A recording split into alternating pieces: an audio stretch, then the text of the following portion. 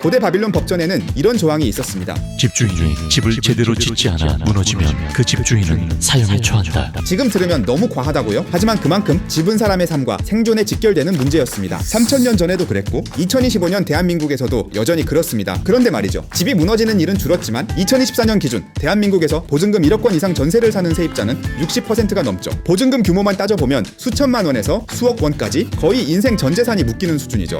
이제 한국에서 보증금이라는 단어는 돈의 단순한 개념이 아니라 삶의 안정과 불안을 가르는 상징이 되어버렸습니다. 물론 내가 모은 돈으로 좀 더 좋은 집, 넓은 집에서 살고 싶은 건 이상한 게 아니죠. 하지만 지금 한국 사람들은 사실상 집을 고를 때 위험한 보증금이냐 보호받는 보증금이냐 두 가지 중 하나를 고르는 상황에 직면해 있습니다. 특히 요즘은 전세보증보험이라는 단어가 실제 계약 여부를 결정짓는 기준이 되고 있어요. 그렇다면 우리는 왜 이렇게 보증보험에 집착하게 되었고 어떻게 이 제도가 자리 잡게 되었을까요? 보증금을 보호할 수 있는 다른 수단도 존재합니다. 확정일자, 전세권 설정, 임차권 등기 명령, 문제가 생기고 나서 써야 하는 수단들이죠. 그런데 전세보증보험은 다릅니다. 문제가 생기기 전에 미리 가입해서 계약 자체의 보증이라는 안전망을 씌우는 방식입니다. 어떻게 보면 전세계약이라는 잠재적 리스크 덩어리를 보험이라는 시스템에 집어넣은 아주 한국적인 방식이에요. 생각보다 가입이 까다롭습니다. 전세계약 기간의 절반이 지나기 전에만 가입 가능하고 보증금이 수도권 기준 7억 이하, 지방은 5억 이하, 집의 용도도 주거용으로 등록돼 있어야 하고요. 심지어 집주인이 세금을 체납하면 거절되기도 합니다. 즉 보증보험이란 이름을 달았다고 해서 무조건 보호되는 게 아니라는 거죠. 그럼에도 불구하고 전세 사기의 85%는